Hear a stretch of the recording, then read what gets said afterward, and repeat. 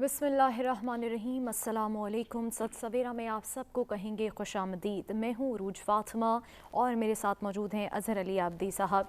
नाजरीन, आज के दिन के हवाले से आपको बताएं तो आज के दिन हम तज़किरा करने जा रहे हैं सीरत व फ़ज़ाइल हज़रत इमाम ज़ैनुल आबिदीन अलैहिस्सलाम के।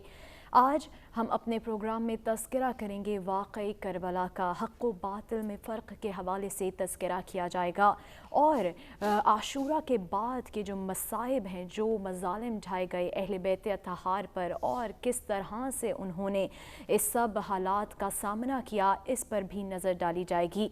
जनाब ज़ैनब सलामुल्लाह अलैहा की इस्तक़ामत, सब्र व तहम्मुल, किस तरह से उन्होंने लुटे हुए काफ़िले को संभाला, इसका भी तज़किरा किया जाएगा। और वाक़ई करबला हमें क्या तालीमात देती हैं, क्या दर्स देता है, इसकी भी जो है गुफ्तगू हम ज़रूर शामिल करेंगे। बिलखुसूस सफ़ीर करबला इमाम ज़ैनुल आबिदीन अलैहिस्सलाम का किरदार, वो इनकलाबी किरदार जिसका तज़किरा आज हम अपने प्रोग्राम में ज़रूर करेंगे। आज का दिन मंसूब है शहादत इमाम ज़ैनुल आबिदीन अलैहिस्सलाम के से, और हम आज अपने प्रोग्राम में तज़किरा करेंगे सीरत व फ़ज़ाइल इमाम सज्जाद अलैहिस्सलाम के। अज़हर अली आब्दी साहब, आपसे गुजारिश करूँगी कि मौजू पर रोशनी डालें और मेहमानों का तारुफ़ भी करवाएँ।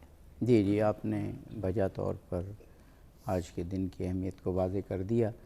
आज शहादत इमाम अली इब्न हुसैन ज़ैनुल आबिदीन सैयदुस साजिदीन अलैहिस्सलातु वस्सलाम है। और इमाम ज़ैनुल आबिदीन अलैहिस्सलातु वस्सलाम की शख्सियत वो शख्सियत है कि अगर तारीख़ इस्लाम से वो शख्सियत निकाल दी जाए तो ये कहना बेजाना होगा कि गोया रूह इस्लाम को निकालना है। करबला के बाद जो पैगाम करबला, या जो कहते हैं ना कि करबला जो है वो बिनाए ला इलाह है, तो इस ला इलाह की रूह को, यानी करबला की रूह को फिर आगे दुनिया तक जो पहुंचाया वो हज़रत सैयद सज्जाद ने। और अभी हम ज़िक्र करेंगे सिर्फ़ जो करबला के वाक़े को और करबला की लाजवाल कुर्बानी को जिस तरह आपने पेश किया वो तो है ही, लेकिन इल्म हो, अमल हो और अपनी दुआओं के ज़रिए, अपनी तबलीगात के ज़रिए इल्म व अमल की शम्मा को भी जो दोबारा मैं कहूँगा जलाया, वो भी इमाम सैयद सज्जाद ने। इस पर गुफ्तगू करेंगे। और जैसे मैंने कहा कि अगर इमाम सज्जाद की शख्सियत को तारीख़ इस्लाम से निकाल दिया जाए तो कुछ भी नहीं बचेगा। तो आप इजाज़त दें तो मेहमानों का तारुफ़ हम करवाते हैं। जनाब मौलाना आरिफ हुसैन वाहिदी साहब हमारे साथ मौजूद हैं। सच टीवी के नाज़रीन के लिए चंदा कोई ऐसा चेहरा नहीं जिसे हम ना जानते हों। हमारे मुल्क के मारूफ़ आलिम दीन और ख़तीब हैं। हमारे साथ जनाब डॉक्टर सैयद हामिद फ़ारूक बुखारी साहब क़िबला मौजूद हैं। और डॉक्टर साहब पाकिस्तान के इस वक्त इल्मी शख्सियत के हवाले से, इल्मी हलकों के हवाले से एक बहुत मरकज़ी मकाम हासिल आपने कर लिया है।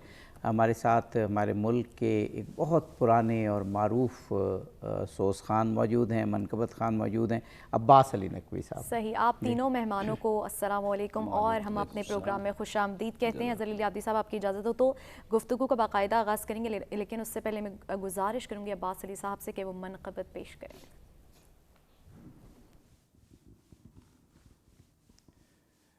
दीने अहमद का पास पा सच्चा, दीने अहमद का पास पा सच्चा, मकसद शाह के रास्ता सच्चा, मकसद शाह के रास्ता सच्चा, जितनी मदह हुसैन करता हूँ,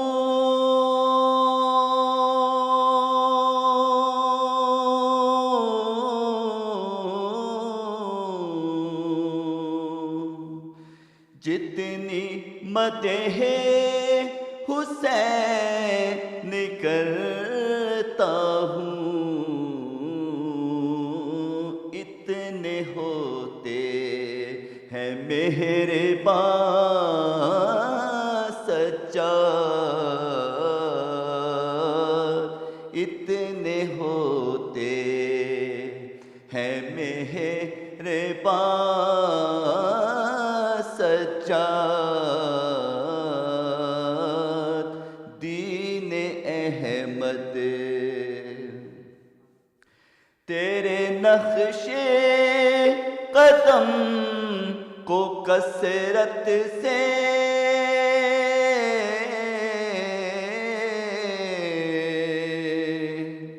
تیرے نقش قدم کو کثرت سے تکتا رہتا ہے آسمان سجاد،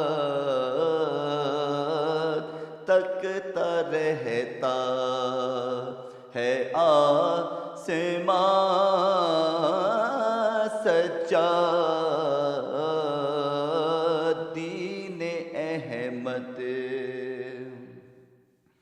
اور ڈوب جاتا سفینہ اسلام،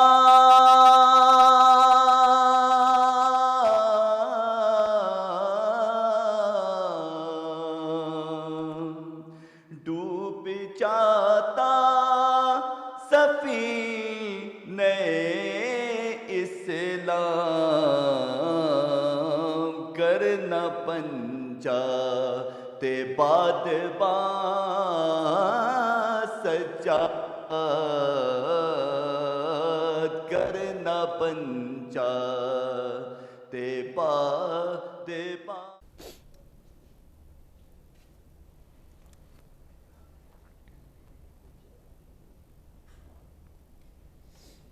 سچ سویرا میں ایک بار پھر آپ سب کو خوش آمدید کہیں گے۔ ناظرین، آج ہم اپنے پروگرام میں گفتگو کرنے جا رہے ہیں سیرت و فضائل امام سجاد علیہ السلام کے حوالے سے۔ اظہر علی عابدی صاحب، میں آپ سے گزارش کروں گی کہ باقاعدہ آغاز جی گفتگو کا آغاز جناب مولانا عارف حسین واحدی، جناب صاحبزادہ ڈاکٹر سید حامد فاروق بخاری صاحب ہمارے ساتھ موجود ہیں۔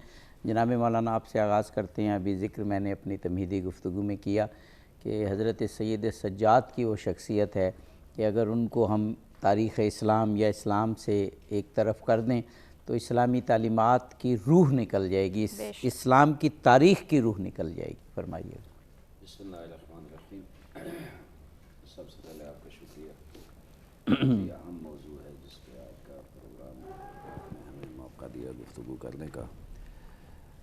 میں سب سے پہلے تعزیت عرض کروں گا، خانوادہ اہل بیت کے گھر میں بہت سوگواری ہے اور بہت عظیم ہستی امام سجاد علیہ السلام کی دردناک شہادت ہے۔ امت مسلمہ کا، اسلام کا بہت بڑا نقصان ہوا ہے، اور جن دشمنوں کے ہاتھ ہوا ہے یقیناً وہ دشمن یہی چاہتے تھے کہ ایسی شخصیت اگر زمین سے اٹھ جائے گی تو ہمارے راستے ہموار ہو جائیں گے۔ امام سجاد علیہ السلام 38 ہجری میں اس دنیا میں تشریف لے آئے مدینہ منورہ میں، اور 95 ہجری آج کے دن زہر کے ساتھ ان کی شہادت ہو گئی۔ امام سجاد، جیسے آپ نے فرمایا، امام سجاد علیہ السلام نے زندگی میں جو کردار ادا کیا، جو مشن تھا ان کے آباء و اجداد کا، اور جو حضور اکرم صلی اللہ علیہ وسلم، حضرت علی علیہ السلام، حضرت امام حسن، امام حسین کا، اور خصوصاً کربلا میں جو ان کا کردار رہا، وہ بہت عظیم الشان ہے۔ میں سمجھتا ہوں تاریخ اسلام میں اگر کوئی کوشش یہ کریں کہ امام سجاد کی ان خدمات کو اور اس جد و جہد کو بھول جائیں، پھر بھی نہ بھول سکتے ہیں، دنیا نہ بھول سکتی ہے، اور نہ اس کردار کو چھپایا جا سکتا ہے، چونکہ اس کردار کے بغیر تاریخ اسلام مکمل ہی نہیں ہے۔ حسینیت کا عظیم پرچارک، عظیم مروج، عظیم مبلغ وہ امام سجاد ہیں۔ یزیدیت کو بھی امام حسین علیہ السلام کی شہادت کے بعد جس انداز میں انہوں نے بے نقاب کیا، وہ ان کا اپنا خاصہ ہے۔ امام سجاد علیہ السلام کا جو اصل نام ہے وہ حضرت علی ابن الحسین، امام حسین کے فرزند ہیں، اور نام ان کا علی ہے، اور اتفاق یہ ہے کہ امام حسین نے اپنے سب بیٹوں کا نام علی رکھا ہے۔ یہ ان کو عموماً ایک علی اکبر ہے، ایک علی اوسط ہے، ایک علی اصغر ہے۔ ان کے یہ جملے ہیں کہ مجھے اپنے بابا سے بہت زیادہ محبت ہے، لذا میں نے اپنے سب بیٹوں کے نام علی رکھے ہیں، اور ماں سے محبت کی وجہ سے میں نے بیٹیوں کے نام فاطمہ وہ یہ ان کا تو علی ابن الحسین علیہ السلام ان کا اصل نام ہے۔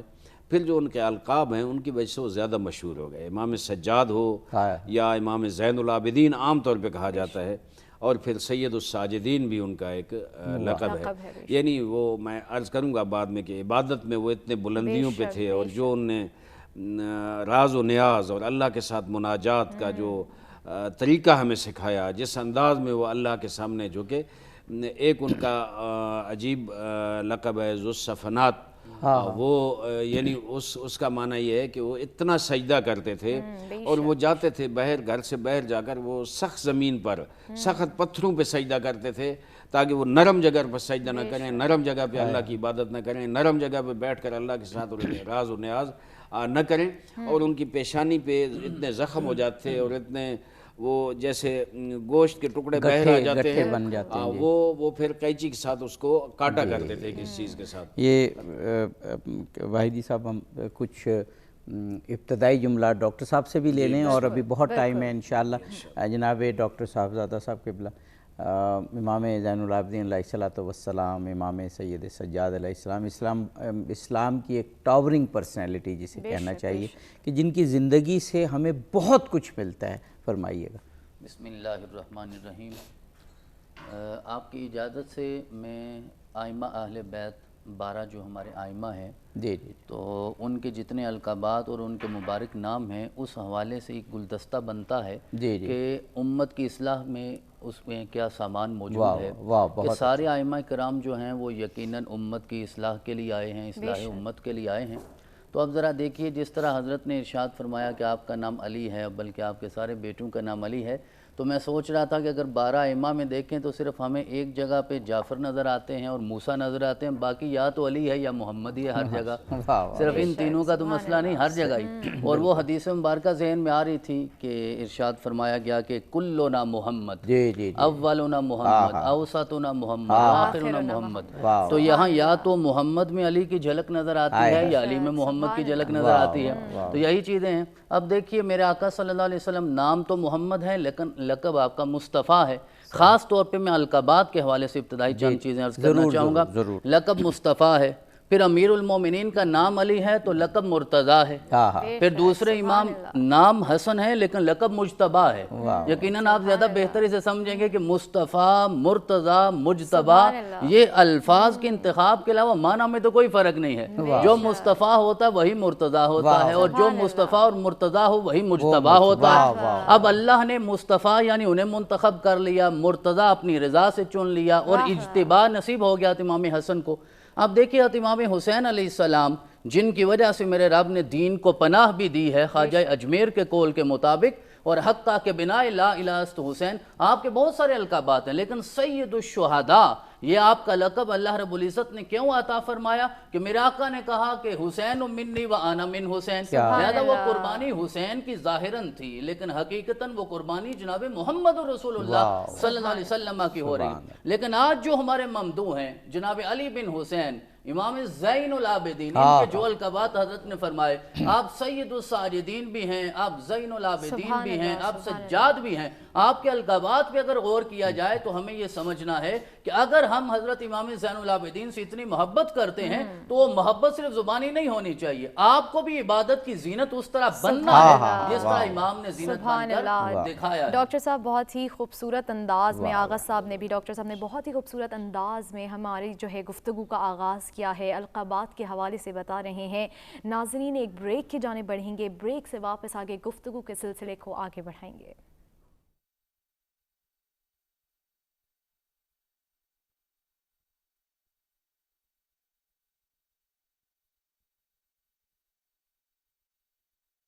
جو ایک روشن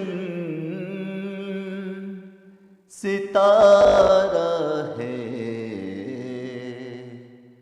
اسے سجاد کہتے ہیں، جو ایک روشن ستارہ ہے اسے سجاد کہتے ہیں، اور جسے سجدہ ہی پیارا ہے اسے سجاد کہتے ہیں۔ محمد کو اگر قرآن ناطق مان،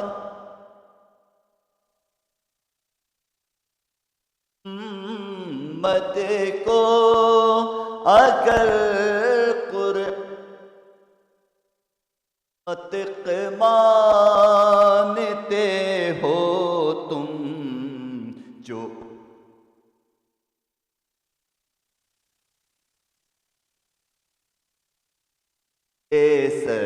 سجاد کہتے ہیں، جو اس کا جو تھا پارا ہے اسے سجاد کہتے ہیں، جو ایک روشن ستارہ ہے اسے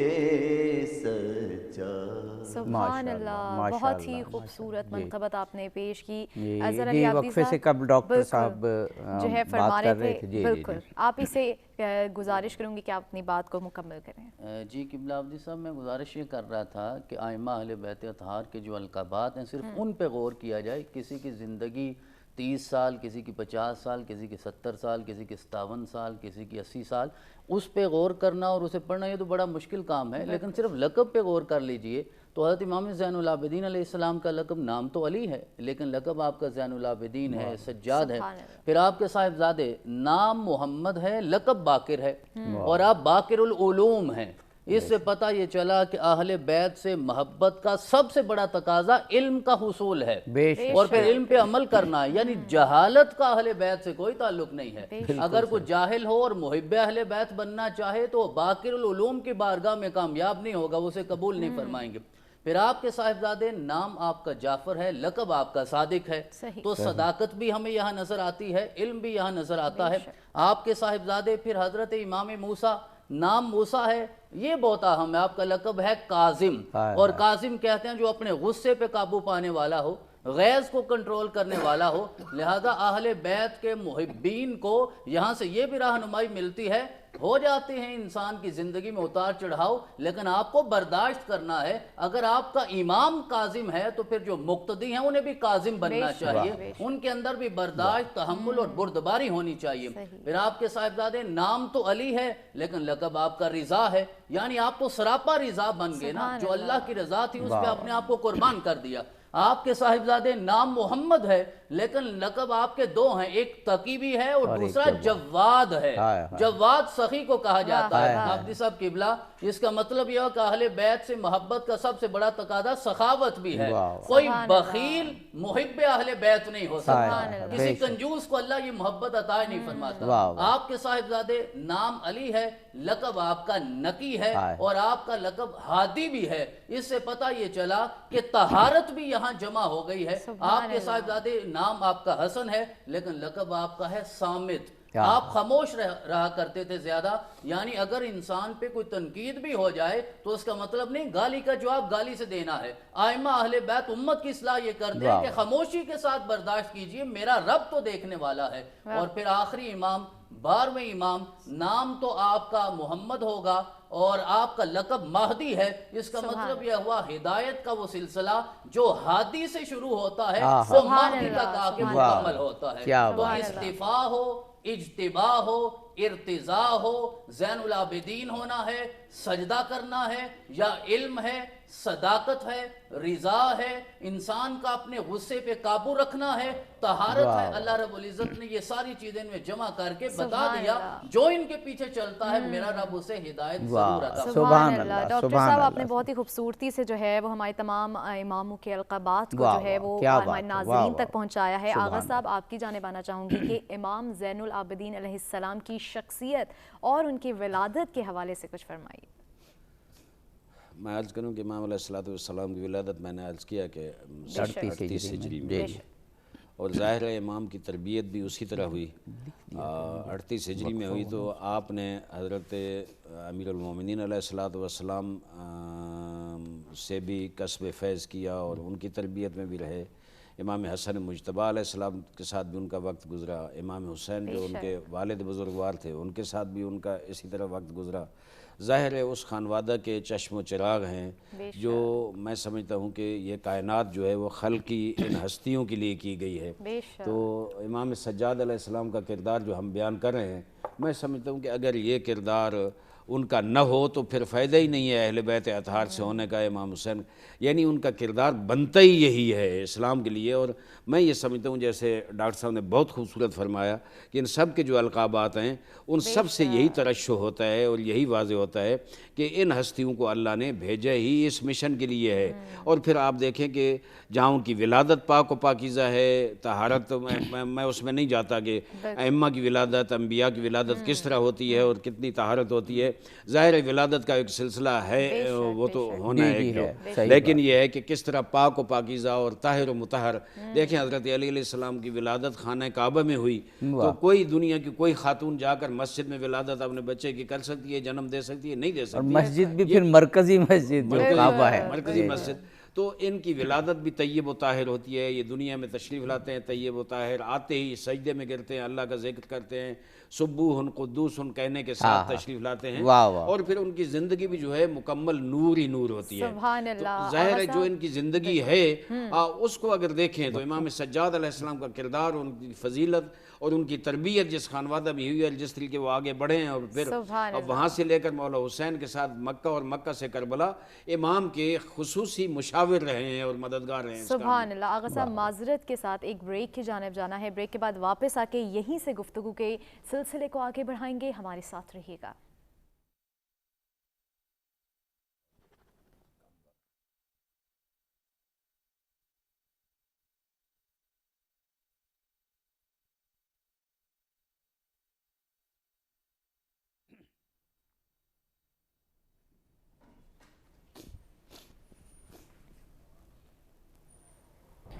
خوش آمدید ناظرین، آج کے پروگرام میں ہم تذکرہ کر رہے ہیں امام سجاد علی ابن الحسین، امام زین العابدین کی سیرت مبارکہ کے حوالے سے، ان کی زندگی کے حوالے سے، ان کے فضائل کے حوالے سے، اور اب جو ہے ہم کوشش کریں گے کہ ان کے واقع کربلا کے بعد جو ان کا کردار رہا اس حوالے سے بھی تذکرہ کریں۔ اظہر علی عابدی صاحب میں چاہوں گی کہ جی جناب علامہ عارف واحدی صاحب گفتگو فرما رہے تھے، ہم چاہ رہے ہیں وہ مکمل کر لیں۔ جی امام سجاد علیہ السلام کے بارے میں عرض کیا کہ جو ان کی تربیت ہوئی تھی، اس تربیت کے یقینی اثرات یہ تھے کہ انہوں نے انتہائی خلوص کے ساتھ توکل بر خدا کر کے اپنے ایک عظیم مشن کے لیے، اپنے بابا کے مشن کے لیے، حضور کی شریعت کے لیے، اسلام کے لیے ایک کام سر انجام دینا تھا۔ یہ تو خدا کی مصلحت تھی۔ کربلا میں وہ بیمار ہو گئے، یعنی بیماری ان کی چند دن کی تھی، کوئی زیادہ یہ نہیں تھی کہ بہت لمبی بیماری ہو، لیکن عاشور کے دن وہ بے ہوشی کی حالت میں بھی رہے۔ یہ بھی ہم سمجھتے ہیں اللہ کی مصلحت تھی، چونکہ سلسلہ امامت چلنا تھا اور ان کو اللہ نے حفاظت میں رکھنا تھا۔ چونکہ اگر وہ صحت مند ہوتے تو یقیناً جہاد کے لیے ان کو جانا پڑتا اور وہ شہید ہو جاتے۔ تو امام حسین علیہ السلام نے بھی آخر میں جاتے ہوئے جو اسرار امامت تھے اس بیماری کی حالت میں بھی ان کے حوالے کیے اور تشریف لے گئے۔ اس کے بعد جو ان کا کردار تھا، میں نے پہلے عرض کیا کہ حسینیت کے پرچمدار، علم بردار، ان کی قیادت میں یہ حسینیت کا قافلہ کربلا سے 11 محرم کو چلا۔ حضرت زینب سلام اللہ علیہ نے جتنا بڑا کردار ادا کیا وہ سب امام سجاد کی قیادت میں ہے۔ وہ مختلف واقعات ہیں، میں یہاں ذکر نہیں کرتا، ٹائم کم ہے، لیکن وہاں کربلا سے لے کر شام تک اور شام سے واپس مدینے تک، اور مدینے میں جو کچھ کردار ادا کیا وہ سب یہ پرچار حسینیت کا کیا۔ اور سب سے بڑے راوی، موثق راوی اور قابل اعتماد راوی کربلا کے واقعے کے وہی امام سجاد یا امام محمد باقر علیہ السلام۔ امام محمد باقر چونکہ 4 سال کے تھے، لیکن امام سجاد 24 سال کے، 22 سال کے، 23 سال کے تھے، تو وہ اصل راوی ہیں کربلا کے۔ اور پھر اس مشن کو جیسے لے کے چلے، جہاں جہاں ان سے جو روایات ہیں، یعنی اس حد تک ان کے کہ ان کے گلے میں توق تھے، ان کے پاؤں میں بیڑیاں تھیں، ان کے ہاتھ بندھے ہوئے تھے، لیکن وہ شتر کی مہار پکڑ کر وہ چڑھ رہے تھے اور چلتے۔ اس میں بھی وہ روایت کرتے ہیں کہ جس وقت رات کی تاریکی ہوتی تھی، سحر کے ٹائم پہ اوپر سے لوگ پتھر مارتے تھے بازار میں، اور وہ تو پھر بھی علی کی بیٹیاں اس نماز شب کے ٹائم پہ اس وقت ننگے سر بے پالان اونٹوں پہ، پھر ان اونٹوں کے اوپر سے سبوحن قدوس ان کی صدائیں آتی تھی کہ ان کی نماز شب بھی قضا نہیں۔ سبحان اللہ۔ یہ وہ خطبات کے حوالے سے ڈاکٹر صاحب سے جو، کیونکہ ابھی جو علامہ عارف واحدی نے ذکر کیا نا کہ یہ خطبات ہیں جنہوں نے کربلا کو بچایا اور کربلا نے اسلام کو بچایا۔ جی ڈاکٹر صاحب آپ۔ جی میں عرض یہ کرنا چاہوں گا کہ کربلا کے بعد اگر دیکھا جائے تو آپ کی زندگی کے جو 35 سال گزرے ہیں وہ مسلسل ایک غم کی کیفیت میں، سوگ کی کیفیت میں گزرے۔ اسی لیے سیرت نگار آپ کو یعقوب اہل بیت کہتے ہیں، کیونکہ آپ کہا کرتے تھے کہ حضرت یعقوب علیہ السلام کا ایک بیٹا گم ہوا تھا، باقی 11 تو ان کے پاس ہی تھے نا، لیکن وہ 80 سال ان کے غم میں روتے رہے۔ میں نے تو اپنے 18 جوانوں کے سر کٹ کے نیزے کی نوک پہ چڑھتے ہوئے دیکھے، تو ساری زندگی آپ نے روتے ہوئے گزاری۔ بلکہ یہ کہا جاتا ہے کہ آپ کے سامنے جب کھانا پیش کیا جاتا تو آپ یہ جملہ بولا کرتے تھے، کہتے کیف آکل، میں کیسے کھاؤں، وقد قتل ابو عبد اللہ جائعا، جبکہ میرے بابا کو بھوکے ہونے کی کیفیت میں شہید کر دیا گیا۔ اور جب پانی پیش کیا جاتا تو آپ کہتے وَكَيْفَ أَشْرَبْ، میں کیسے پیوں، وَقَدْ قُتِلَ ابو عبداللہ عطشانا، کہ آپ کو پیاسے ہونے کی کیفیت، یعنی 35 سال آپ کی نگاہوں سے وہ منظر اوجل نہیں ہوا، آپ نے اسی کیفیت میں گزارا۔ ایک دن بازار میں جا رہے تھے تو آپ ایک قصاب کے پاس سے گزرے اور آپ نے دیکھا وہ قصاب جب اپنے جانور کو ذبح کرنے لگا تو اس سے پہلے اس نے اسے پانی پلایا، آپ وہیں رک گئے، دھاڑے مار کے رونا شروع ہو گئے، اور آپ نے ارشاد فرمایا کیا کبھی ایسا ہوا ہے تو انہیں کسی جانور کو ذبح کیا ہو اور پیاسا ذبح کیا ہو؟ اس نے کہا ایسا تو نہیں ہوتا، ہم ذبح کرنے سے پہلے پانی پلاتے ہیں۔ آپ نے فرمایا میرے بابا کو تو پیاسا ذبح کر دیا گیا۔ تو آپ اس کیفیت میں اپنی زندگی گزاری، اور حضرت ایوب علیہ السلام جو اللہ کے پیغمبر ہیں، جو ان کے اوصاف ہیں وہ آپ کی ذات میں ہمیں مکمل نظر آتے ہیں کہ اللہ رب العزت نے ارشاد فرمایا اتنی بیماری کاٹنے کے بعد، یہ بھی کیونکہ بیمار کربلا ہیں، انہوں نے بھی بیماری کاٹی، لیکن جب بیماری میں اللہ کی آزمائش میں پورا اترے تو میرے رب نے ارشاد فرمایا اِنَّا وَجَدْنَاهُ صَابِرًا نِعْمَ الْعَبْدُ إِنَّهُ أَوَّابٌ، کہ ہم نے اس ساری بیماری میں ایوب کو بڑا صبر کرنے والا پایا ہے۔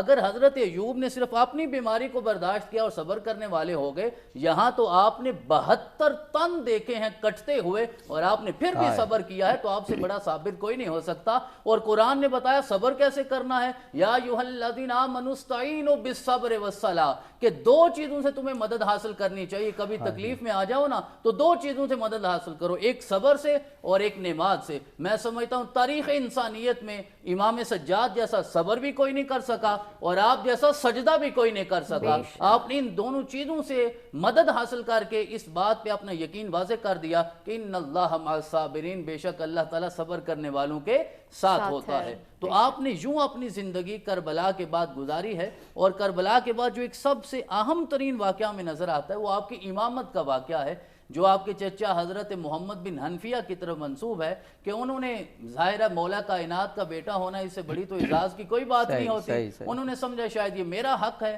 تو آپ نے فرمایا کہ نہیں، یہ میرے بابا نے جس کی طرف حضرت نے اشارہ فرمایا کہ یہ اسرار، یہ راز مجھے عطا فرما دیے۔ اور کربلا میں جب مولا امام حسین علیہ السلام جانے لگے شہادت گاہ کی طرف تو آپ ان کی دستار بندی کر کے انہیں سجادہ نشین بنا کر گئے تھے، اپنا جاں نشین بنا کر گئے تھے، تو کہا کہ چلیں پھر ہم حرم میں چلتے ہیں اور جا کر حجر سے فیصلہ کروا لیتے ہیں۔ تو یہ مشہور واقعہ ہے۔ تو محمد بن حنفیہ بھی چلے، آپ بھی تشریف لے گئے، حجر سے سوال ہوا، پہلے چچا نے سوال کیا تو جواب کوئی نہ آیا، جب آپ نے سوال کیا تو پھر اس نے جواب دیا، حجر کے جواب دینے سے پھر محمد بن حنفیہ نے بھی اپنا ہاتھ ان کے ہاتھ میں دے دیا۔ تو یہ وہ ہستی ہیں کہ جنہیں میرے رب نے جہاں اتنے مقامات عطا فرمائے، اور حجر ان کے ساتھ کلام کیوں نہ کرتا؟ آپ نے ابتدا میں کہا وہ مولود کعبہ کی اولاد ہے، تو مولود کعبہ کی اولاد کے ساتھ یہ کلام کی کیفیات۔ ڈاکٹر صاحب ایک بریک کی جانب بڑھنا ہے۔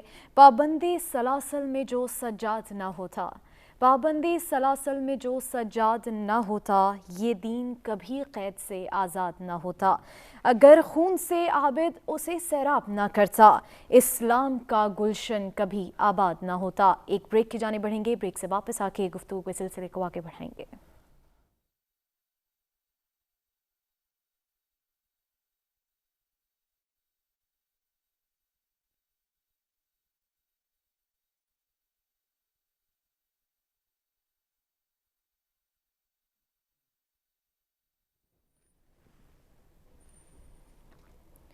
عابد سے جب وطن میں کسی نے کیا کلام، عابد سے جب وطن میں کسی نے کیا کلام، گزرے کہاں زیادہ ستم تم پہ یا امام۔ حضرت نے 3 بار کہا شام شام شام، سر ننگے سارا کنبہ تھا اور گرد خاص و عام۔ بہنوں کے بین سن کے عدو شاد ہوتے تھے، بابا کا سر بھی روتا تھا اور ہم بھی روتے تھے۔ اظہر علی عابدی صاحب، میں چاہوں گی کہ پروگرام کو آگے بڑھائیں۔ جی ڈاکٹر صاحب سے پوچھتے ہیں، جی کربلا کے بعد جو بھی ذکر ہوا اور آپ نے وقفے سے قبل سوال بھی کیا تھا کہ شام میں اور کوفہ میں جو آپ کے خطبات تھے وہ گویا اسلام کو بچانے کے لیے، جو میں تو یہ کہوں گا کہ اس 1400 سال کے سفر میں کربلا کو بچانے کے لیے جو کچھ چاہیے تھا وہ ان خطبات میں موجود ہے۔ ڈاکٹر صاحب جی قبلہ، جب آپ کربلا سے نکل کے کوفہ پہنچے تو حضرت امام زین العابدین نے جہاں وہ خطاب فرمایا اہل کوفہ سے، ایک جملہ جو ہے وہ یقیناً انسان کی روح میں اتر جاتا ہے۔ آپ نے کوفے والوں کو خطاب کرتے ہوئے کہا بِأَيَّتِ عَيْنٍ تَنظُرُونَ إِلَى رَسُولِ اللَّهِ يَوْمَ الْقِيَامَةِ، کیا کوفیوں بتاؤ اب قیامت والے دن میرے نانا کو کس آنکھ سے دیکھو گے؟ آپ کی شفاعت کے تم کیسے حقدار بنو گے؟ اِذْ يَقُولُ لَكُمْ، جب وہ تم سے یہ سوال کریں گے قتل تم اطرتی وانتحق تم حرمتی فلستم من امتی، کہ تم نے میری اولاد کو قتل کر دیا، انہیں شہید کر دیا، اور جو میری مخدرات تھی، پاک باز بیویاں تھیں، ان کو بے حرمتی ان کی ہے، فلستم من امتی، میں تمہیں اپنی امت میں شمار ہی نہیں کرتا۔ عابدی صاحب قبلہ، یہ میں اس جملے سے عرض کرنا چاہوں گا کہ اس وقت جو یزیدی تھے، جو کوفی تھے، ان کے ساتھ تو آپ کا کلام ہے، آج بھی جو ان کی حمایت کر رہے ہیں انہیں بھی سوچنا چاہیے کہ سرور کائنات کا سامنا کیسے کرو گے، قبر میں جا کے کیسے سامنا کرو گے۔ سید سجاد نے یہ کہا کہ امت سے خارج کر دیا۔ جی میرے آقا جب یہ ارشاد فرمائیں گے قتل تم اطرتی وانتحق تم حرمتی فلستم من امتی، پھر تم کیسے کرو گے؟ یہ ممکن نہیں ہے۔ اور آپ نے ارشاد فرمایا میں ابھی وہ درد محسوس کر رہا ہوں، شہیدوں کے سر میرے سامنے ہیں، درد میں اپنے سینے میں محسوس کر رہا ہوں۔ جس پیاس کے ساتھ وہ دنیا سے گئے ہیں نا، اس پیاس کو میں اپنے حلق میں محسوس کر رہا ہوں، اور جس درد کے ساتھ ان کی روح نکلی ہے اس کو میں اپنے سینے میں محسوس کر رہا ہوں۔ پھر جب آپ دمشق پہنچ جاتے ہیں، یزید کے دربار میں جاتے ہیں، وہاں جا کر آپ نے جو خطبہ دیا بڑا شاندار دیا۔ آپ نے پہلے تو اوصاف بیان فرمائے، کمالات بیان فرمائے، اپنے خاندان کا تعارف کروایا جو اس خطبے کی روح ہے۔ آپ نے ارشاد فرمایا یزید یاد رکھو، آنا ابن مکہ و منا، آنا ابن زمزم و صفا، آنا ابن من اسری بہ من المسجد الحرام الى المسجد الاقصی، آنا ابن من بالغ بہ جبریل الى سدرۃ المنتہی، آنا ابن من دنا فتدلی فکان قاب قوسین و ادنی، آنا ابن محمد المصطفی، انا ابن علی المرتضی، انا ابن فاطمہ الزہرا، انا ابن سیدۃ النساء۔ کہا میں تو اس کا بیٹا ہوں کہ جسے میرے رب نے یہ شان عطا فرمائی کہ مقام کعبہ قوسین پہ بلایا، سارے پردے اٹھا کے اپنا دیدار عطا فرمایا۔ جب یہ منظر بدلنے لگا، یزید نے اپنے مؤذن کو اشارہ کیا کہ اب اذان دو۔ وہ اذان دینے کے لیے کھڑا ہوا، یہ خطبے کے آخری 2 جملے، اذان دینے کے لیے جب کھڑا ہوا، یقیناً اس حوالے سے پھر قبلہ بھی کلام فرمائیں گے، جب وہ اذان دینے کے لیے کھڑا ہوا تو اس نے اللہ اکبر کہا، تو آپ نے جواب دیا، آپ نے ارشاد فرمایا تو زبان سے کہہ رہا ہے نا، ہم اپنے جسم سے ثابت کر کے آئے ہیں کہ اللہ سے بڑا کوئی نہیں، لا شیء اکبر من اللہ، اشہد ان لا الہ الا اللہ۔ آپ نے فرمایا ہمارے خون کے ایک قطرے سے جناب علی اصغر 6 ماہ کے علی اصغر نے آپ نے خون سے ثابت کہ اللہ کے سوا کوئی معبود نہیں. پھر اس نے کہا اشہدو ان محمد رسول اللہ. اس پہ آپ تڑپ کے اٹھ گئے. آپ نے کہا اب خاموش ہو جا. اب دیکھیں عابدی صاحب قبلہ یہ الفاظ کسی ہارے ہوئے بندے کے ہو سکتے ہیں, یہ جذبات, یہ کیفیات, یہ تو فاتح کی کیفیات ہوتی ہیں نا. آپ نے فرمایا اب سنو, ہم نے قربانی اس لیے دی, مقصد کربلا کو امام نے واضح کر دیا. جو آپ نے فرمایا کہ آپ ہی راوی ہیں کربلا کے مقصد کے, اسرار کے, آپ رازدان ہیں. آپ نے واضح کر دیا کربلا کا مقصد ہی صرف یہ تھا. اب بتاؤ, مؤذن تیرا, دربار تیرا, لیکن اس کی زبان پہ گواہی تو میرے نانا کی رسالت کی ہے نا. اب اتنا بتاؤ, یہ محمد تیرے نانا ہے یا میرے نانا ہے؟ اگر میرے نانا ہے تو پھر قیامت والے دن ہمارے خون کا انتقام وہ خود لے. سبحان اللہ, سبحان اللہ. آغا صاحب میں چاہوں گی کہ جیسے کہ انہوں نے بہت ہی خوبصورتی سے خطبات جو ہیں وہ بیان کیے. واقعی کربلا کا برپا ہونا جو ہے وہ کسی قیامت سے کم نہیں. ایک بریک کی جانب بڑھیں گے اور بریک سے واپس آ کے میں چاہوں گی کہ اس کے بعد کے جو مصائب ہیں ان کا تذکرہ کریں. ایک بریک کی جانب بڑھتے ہیں, بریک سے واپس آ کے گفتگو کے سلسلے کو آگے بڑھائیں گے.